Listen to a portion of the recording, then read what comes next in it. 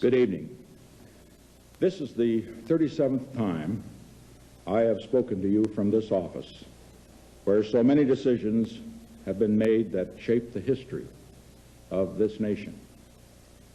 Each time I have done so to discuss with you some matter that I believe affected the national interest. In all the decisions I have made in my public life, I have always tried to do what was best for the nation. Throughout the long and difficult period of Watergate, I have felt it was my duty to persevere, to make every possible effort to complete the term of office to which you elected me. In the past few days, however, it has become evident to me that I no longer have a strong enough political base in the Congress to justify continuing that effort.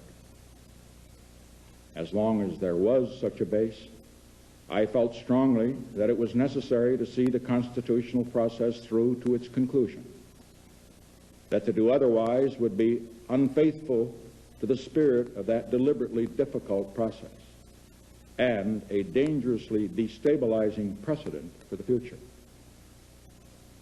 But with the disappearance of that base, I now believe that the constitutional purpose has been served, and there is no longer a need for the process to be prolonged. I would have preferred to carry through to the finish, whatever the personal agony it would have involved. And my family unanimously urged me to do so. But the interests of the nation must always come before any personal considerations. From the discussions I have had with congressional and other leaders, I have concluded that because of the Watergate matter, I might not have the support of the Congress that I would consider necessary to back the very difficult decisions and carry out the duties of this office in the way the interests of the nation will require. I have never been a quitter. To leave office before my term is completed is abhorrent to every instinct in my body. But as president, I must put the interests of America first. America needs a full-time president and a full-time Congress, particularly at this time with problems we face at home and abroad.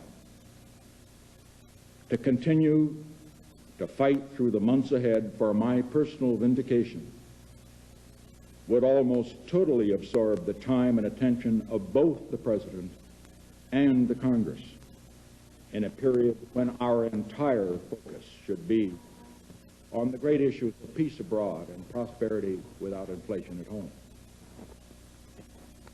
Therefore, I shall resign the presidency effective at noon tomorrow.